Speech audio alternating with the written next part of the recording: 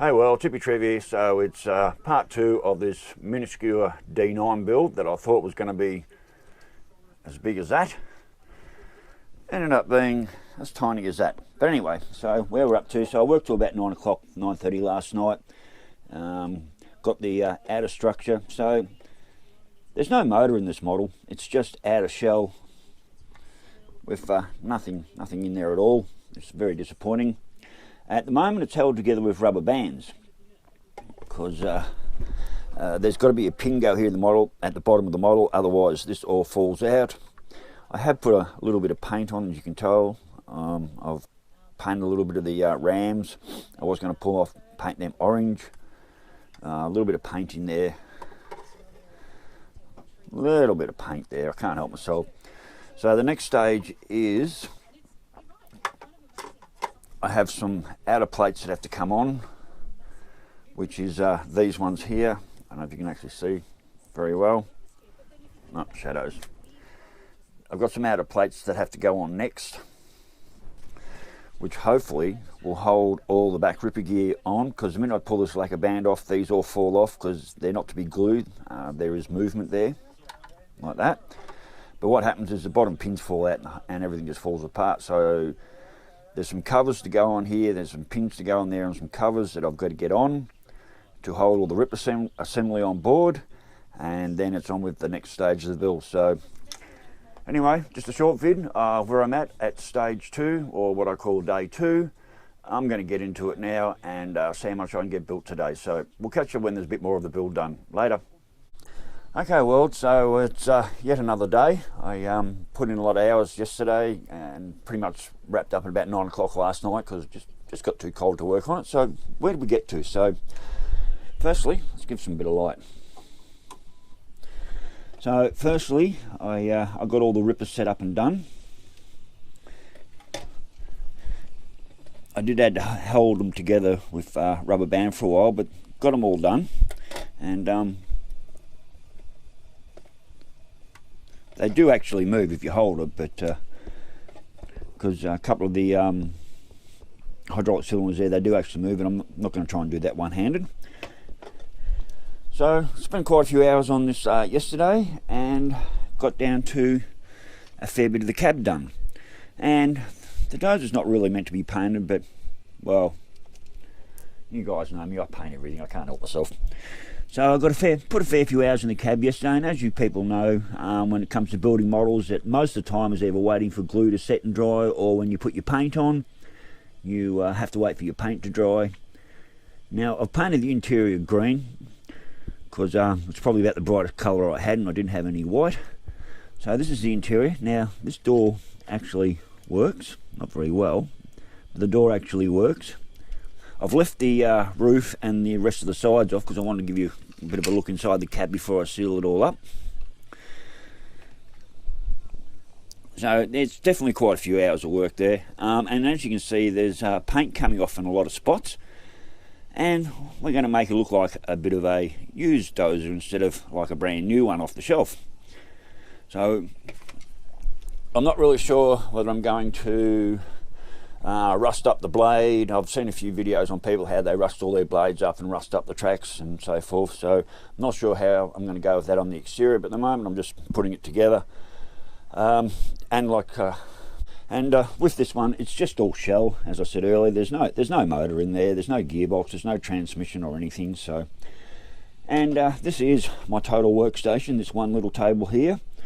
And as you can see, I've got quite a few trees spread out on the floor. I've got my paints over there, cotton buds there, paint pens. I've still got a fair bit to go. There's still a lot of things left on the trees. I've still got quite a few unopened bags and quite a few open bags here, and I just literally have to work off the floor. So, but anyway, it's coming along quite nicely. I could have had all that sealed up and put in last night, but like I said, I did want to show you an open view before I start sealing the rest of it up. So anyway, that's so far on the tiny little D9. Okay, well, so that's part 2 finished. Part 3 will be finishing the cab off and starting what's going to happen next.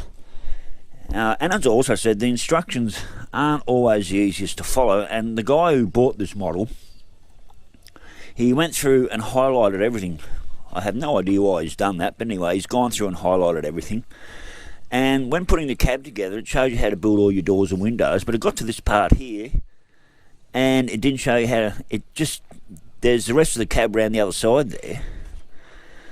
It just shows you the full cab complete, so you just got to figure out where the rest of it goes, which isn't too hard. Now, the other thing I'd like to say is this is a fairly complex model. I have built a lot of cars. I don't know if you can see all them, the light's terrible in here.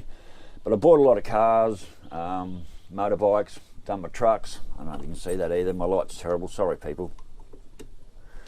So I've got trucks, cars, more trucks.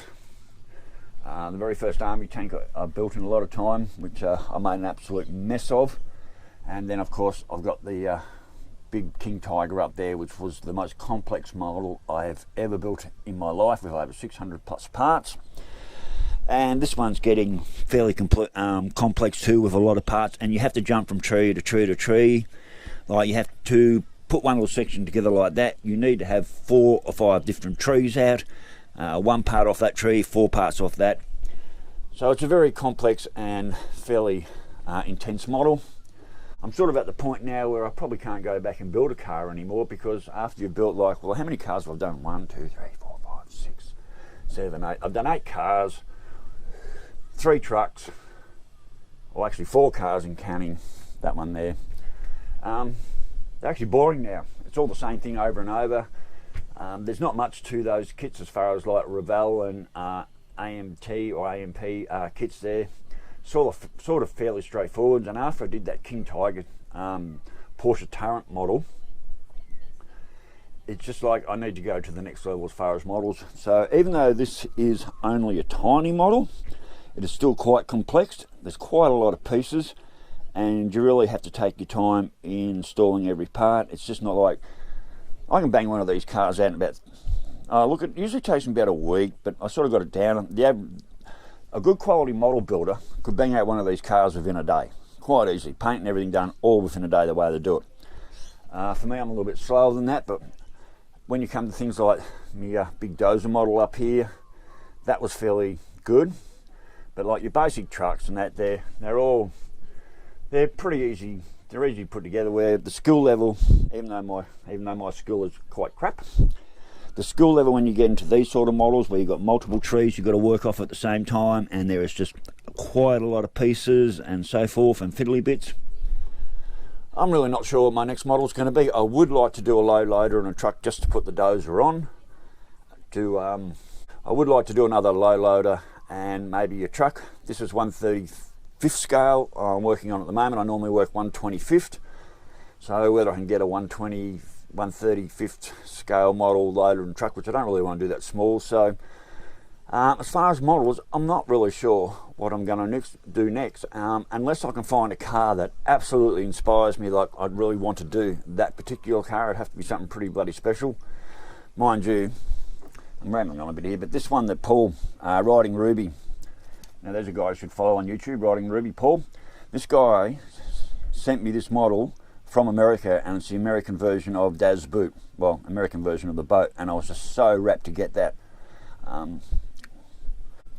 No one's ever really sent me that sort of gear before, and it was really nice to open up a box and find there's an American version of my car in a model form, which was great. So I don't think I'll do any more cars. I've sort of gone over that now. They're all very straightforward. They were sort of like training, really, to get up to where I'm doing now. I'm not sure I really want to do another army tank. So where I'm going with the next model, I honestly don't know. But anyway, so part 2, putting the D9 together.